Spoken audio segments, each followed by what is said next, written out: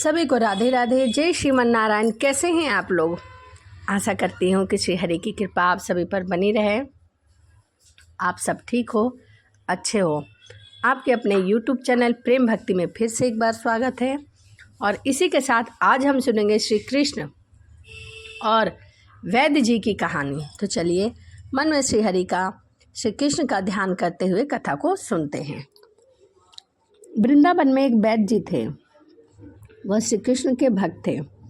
उनकी श्री कृष्ण पर अपार आस्था थी। वह श्री कृष्ण की भक्ति में मग्न रहते थे।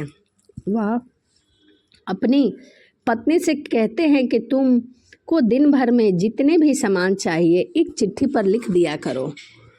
वैद्य जी की दवाई की दुकान थी। जब भी वह दुकान पर जाते तो चिट्ठी पढ़ते और सामान के भाव देखते और श्री कृष्ण से प्रार्थना करते कि हे कन्हैया, आज के सामान की व्यवस्था कर देना, यह आपके हाथ में है।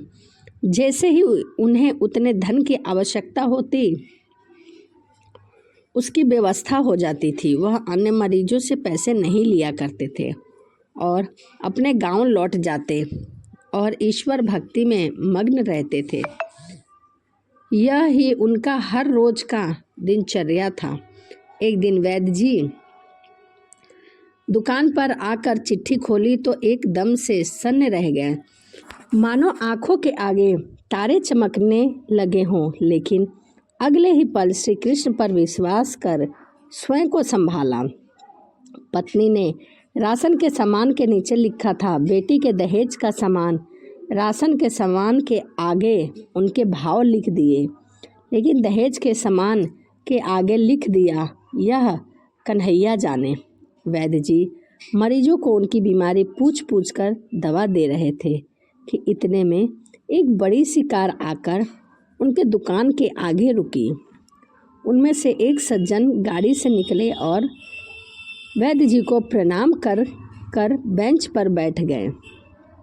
बाकी की मरीज दवा लेकर चले गए तो वैद्य जी ने उस सज्जन को बुलाया और कहा कि आपको किस चीज़ की दवा लेनी है, आप तो अपनी नाड़ी दिखानी पड़ेगी।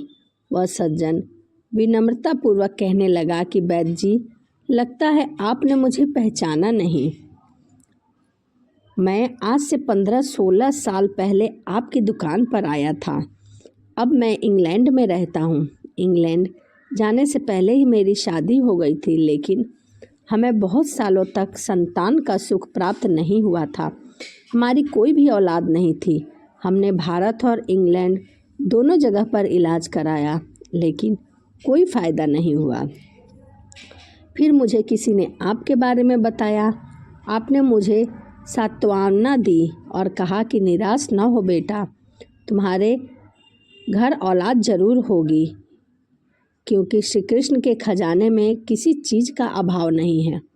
खुशी, गमी, जीवन, मृत्यु सभी ईश्वर के ही हाथ में है। ईश्वर पर भरोसा रखो। अगर कन्हैया की कृपा हुई तो तुम्हें संतान सुख अवश्य मिलेगा। आपने मुझे दवाई की पुड़िया बनाकर दी और उसे खाने की विधि भी बता दी।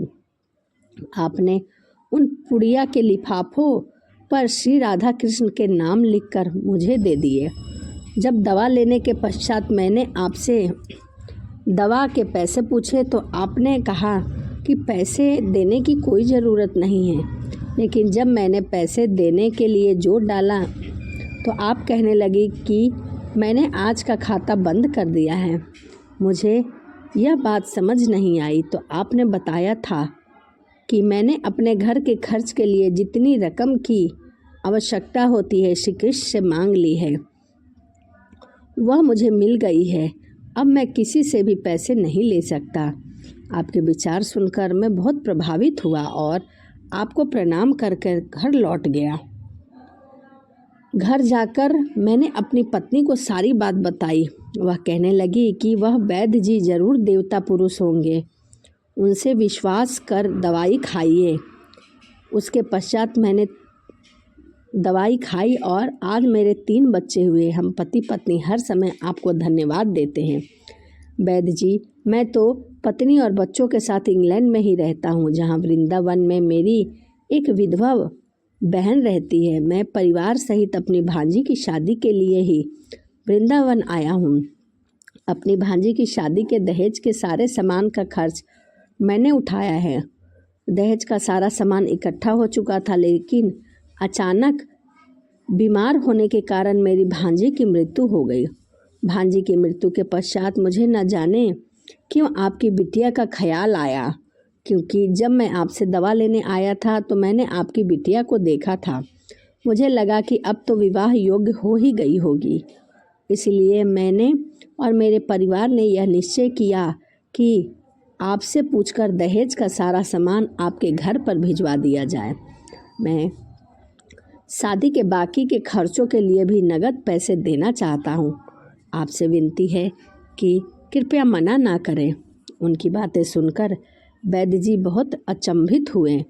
वैद्य जी की पत्नी की लिखी हुई चिट्ठी उनको दिखा दी। वैद्य जी कहने लगे कि जब सुबह मैंने दुकान पर आके चिट्ठी खोली तो पत्नी ने राशन के सामान के बाद लिखा था कि बेटी की दहेज का सामान भी लाना है। मैंने उसके आगे लिख दिया, यह काम कन्हैया का है। मेरे जीवन में आज तक कभी ऐसा नहीं हुआ कि जो चिट्ठी पर लिखा वह मुझे ना मिला हो। वैद्य जी बोले कि मुझे अपनी भांजी की मृत्यु का दुख है, लेकिन मैं विस्मित हूँ कि कन्हैया अपने कैसे कैसे रंग दिखाता है। चिट्ठी देखकर वह सज्जन भी अचंभित हो गए। वैद्य जी कहने लगे कि मुझे अब जो भी मिला है मेरे कन्हैया की कृपा से मिला है। मैं तो ये इस योग्य भी नहीं था कि मैं उनसे मांगूं, परंतु मुझे जो भी मिला वह मेरे कन्हैया ने दिया। ऐसे ही श्री कृष्ण तभी तो कहते हैं कि भक्ति ऐसी करो कि कष्ट भक्त पर हो और फिक्र ईश्वर को हो।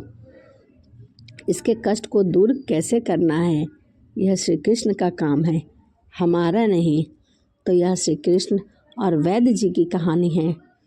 किस प्रकार एक भक्त ने अपने भगवान पर भरोसा किया और भगवान भी उसके भरोसे पर खड़े उतरे। तो यह वीडियो आपको कैसी लगी कमेंट करके ज़रूर बताइएगा। इसी के साथ वीडियो को यहीं समाप्त करते हैं और आपसे मिलते हैं अगली वीडियो में। सभी को राधे राधे, जय श्रीमन नारायण, हरे कृष्णा।